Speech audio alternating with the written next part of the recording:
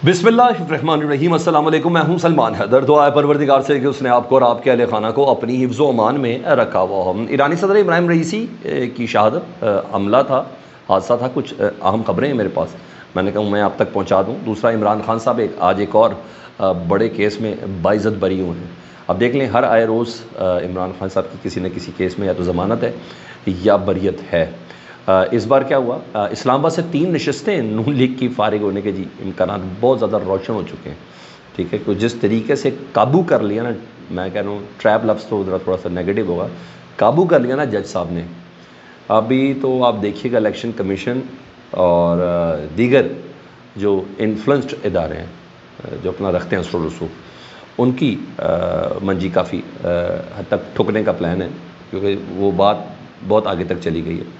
तो 3 हल्के इस्लामाबाद के डायरेक्ट पाकिस्तान तहरीक इंसाफ को मिलने के बहुत करीब। मरीम नवाज़ साहबा को जी लाहौर हाई कोर्ट ने तलब कर लिया जी 24 मई को, वरना अगरचे चूंकि चुनाचे के साथ। ये 3 अहम तरीन खबरें, दीगर भी कुछ चीज़ें जो आपके साथ शेयर कर रही हैं, तो अहम व्लॉग इसको मिस नहीं करना।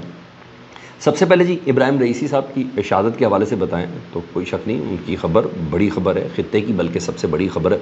और आखिरकार उनके हेलीकॉप्टर का मलबा मिला और वो साथियों समेत सर्वाइव नहीं कर सके। ईरानी वज़ीर ख़ारजा भी उनके साथ थे, अज़रबैजान के भी गवर्नर उनके साथ थे, और जो रूहानी रहनुमा हैं अली ख़ामनेई साहब, उनके एक नुमाइंदे आयतुल्लाह के दर्जे पर, जी हाँ, वो भी उनके साथ थे। सख्त मौसम की वजह से जो क्रैश साइट थी वो नहीं मिल रही थी, तो आखिरी वक्त तक उम्मीद तो थी जब तक ऑफिशियल स्टेटमेंट ना आती। तो ऑफिशियल स्टेटमेंट सुबह आना शुरू हुई है, तो इस वजह से थोड़ी ताख़ीर ज़रूर हुई थी। बहरहाल रैकेज मिल गया, मलबा तमाम मिल गया और हादसे पर तहकीकात शुरू हो गई हैं। और पहाड़ी जंगलों में जाके तकरीबन शराज से 100 किलोमीटर दूर ये मलबा मिला है जहाँ से ये हादसा हुआ। क्योंकि ईरान का मामला तो बेशक ये शक के दायरे से निकल नहीं सकता, और इसमें दहशतगर्दी, इसमें गैर मुल्की हाथ, इन तमाम के ऊपर ज़ाहिर बात है, क्योंकि इससे पहले ईरानी जनरल कासिम सुलेमानी को ड्रोन अटैक में इराक़ के बगदाद एयरपोर्ट से निकलते हुए उनको निशाना बनाया गया।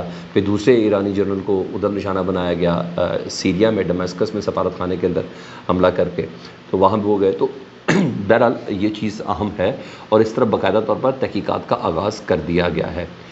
ये चीज़ें, क्योंकि रात गए कन्फर्म इतलात ये थी कि इंडियन सफारत खाने पर भी जो उनके सिक्योरिटी इदारे हैं वो गए हैं, और उन्होंने वो उस वक्त की बात थी कि जब जहाज़ गायब हुआ, उनका हेलीकॉप्टर गायब हुआ, तो ये वो साहब थे जो अज़रबैजान में उनसे उन्होंने उनके करीब थे वो सफारत खान। थोड़ी मशकूक कोई सरगर्मियाँ थी, क्योंकि क्योंकि अभी तक ईरान ने इसको कंफर्म नहीं किया, लेकिन इस पर तो कोई शक नहीं है ना, इंडिया और इज़राइल का गठजोड़, तो बहुत सी चीज़ें बीच के अंदर चल रही होती हैं।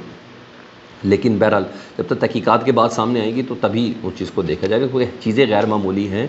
ईरान के मामले से वैसे ही हर चीज़ गैर मामूली है, क्योंकि ये वाहिद मुल्क है जिसने इसराइल को उसके अंदर घुस के मारा है, अच्छी खासी पिटाई की है।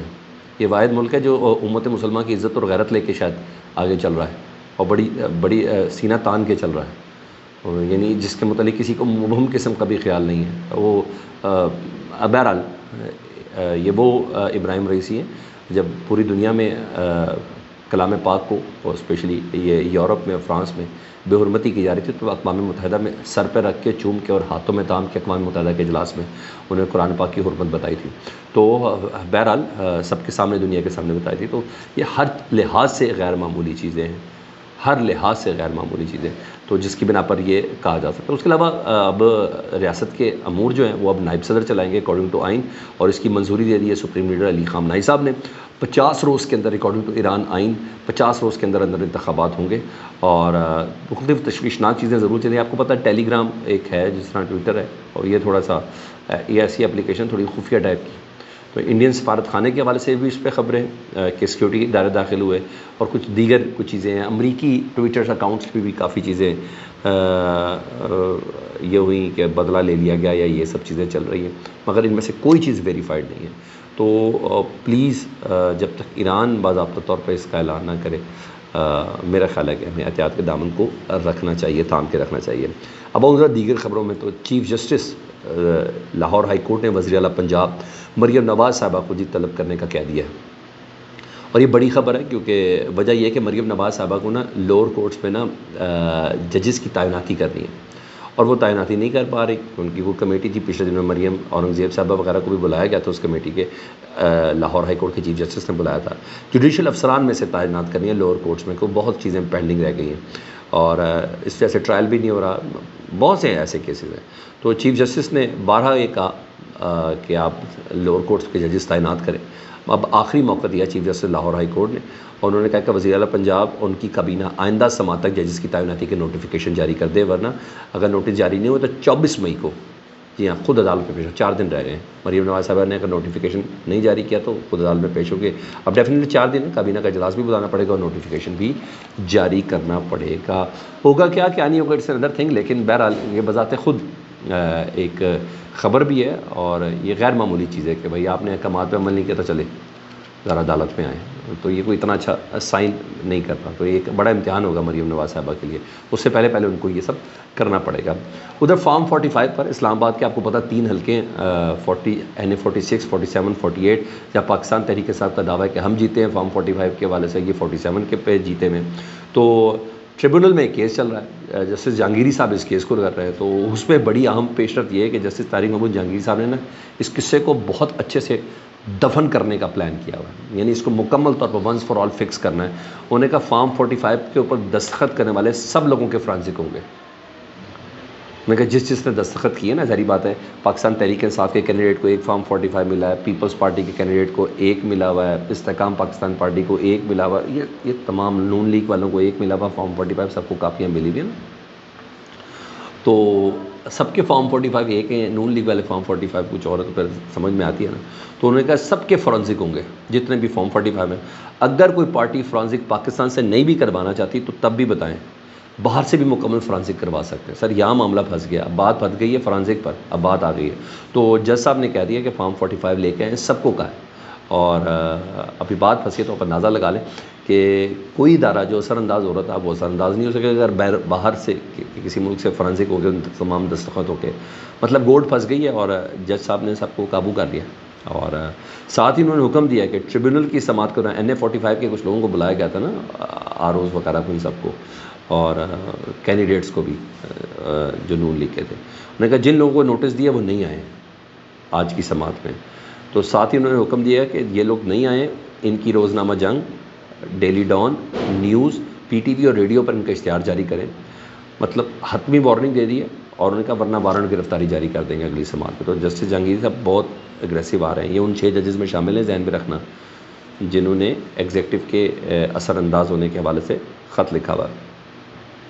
مجھے ایسا لگتا ہے کہ نون لیگ کی نا یہ 3 نشستیں ہل جائیں گی. کانفیڈنس لیول بڑا ہے شعیب شاہین اور بخاری صاحب اور مغل صاحب کا نا، تو وہ بڑا میٹر کرتا. جسٹس جہانگیر صاحب نے یہ نہیں کہا کہ اگر کسی نے کوئی غلط بیانی کی تو اس کے نتائج وہ خود بھگتے گا. یعنی کوئی ڈرامے بازی کرنے کی کوشش کی. یہ ہائی کورٹ ہے، سول کورٹ نہیں ہے. اس طرح کے جملے تھے. اور جب فارم 45 46 47 کی مصدقہ کاپیاں آ جائیں گی تو تمام چیزیں کلیئر ہو جائیں گی. تو سر انہوں نے خاطر جمع رکھیں، جسٹس جہانگیری صاحب جو ہے نا وہ مکمل اس کو انجام تک پہنچانے کے اس پہ پلان میں، اور میکسیمم 2-3 سماعتوں سے بات اوپر آگے نہیں جانی ہے. اب دیکھتے ہیں کون اس پہ کتنا اثر انداز ہوتا ہے. بہرحال جسٹس جہانگیری صاحب تو اس حد تک واقعی صحیح بات ہے، فورنزک کرا لیں، ختم کریں بات. پتہ چل جائے گا 2 نمبر فارم 45 PTA کو ملا ہے، 1 نمبر فارم 45 ملا ہے. کیونکہ ان کی تمام کاپیاں نا کٹنگ کے ساتھ الیکشن کمیشن کی ویب سائٹ پر چڑھ چکی ہیں. اس کو اسکرین شاٹس بھی ہو چکے ہیں، بعد میں اس کو اتار دیا، وہ ایک علیحدہ بات ہے. یہ بھی ذہن میں رکھیے گا. مجھے تو ہر لحاظ سے الیکشن کمیشن پھنسی ہوئی نظر آتی ہے، ہر لحاظ سے. ٹھیک ہے. اور مجھے ایسا لگتا ہے کہ سزا بھی ان کو ہوگی. یہ 2 نمبری ایسے تو نہیں، پھر ایک بار ان 3 کا فیصلہ ہو گیا پھر چل سو چل کیس ہے. یہ معاملہ اتنا آسان نہیں ہے جس کو سمجھنے کی کوشش کی جا رہی ہے کہ کوئی اتنا معاملہ آسان ہے. ایک اور کیس ہے جی عمران خان صاحب کا. عمران خان صاحب کے اوپر آزادی مارچ والا ایک کیس تھا. درختوں کو آگ لگائی گئی تھی، یہ الزام تھا نا. انہوں نے وہ ٹیئر گیس کی تھی، درختوں کو آگ لگائی تھی، یہ سب تھا. اس میں عدالت نے آج عمران خان صاحب، زرتاج گل، اسد عمر، شیخ رشید، ان سب کو باعزت بری کر دیا. ضمانت نہیں، باعزت بری کر دیا. اور نئی مدر پنجوتا اس کیس کو لڑے تھے. جوڈیشل مجسٹریٹ نے 2002 میں کراچی کمپنی تھانے میں یہ کیس تھا. اور انہوں نے کہا 109 کا الزام تھا کہ عمران خان صاحب کی ایما کے اوپر یہ سارا کام ہوا. انہوں نے کہا کوئی ایسے ثبوت نہیں کہ عمران خان صاحب کی ایما پہ ہوا. اور یہ ویسے بھی جو پارٹی بنتی ہے وہ پارٹی بنتی، کمشنر، ڈپٹی کمشنر وغیرہ، وہ تو اس کے اندر موجود نہیں تھے. مطلب ہر روز ایک نئے کیس میں عمران خان صاحب کی بریت ہو رہی ہے. سو کیا کہیں گے؟ مجھے اور آپ کو خیر اندازہ لگانا چاہیے، حق اور سچ کی فرق ہے. ایسا ہی ہے. اب یہ وہ جو کاؤنٹ ڈاؤن تھا نا، جو 200 کیسز پہ چلا گیا تھا، وہ بہت سپیڈ سے نیچے آتا ہوا نظر آ رہا ہے. فیڈ بیک سے متعلق ضرور آگاہ کریں. اپنا بہت خیال رکھیں. اللہم صلی علی محمد و آل محمد.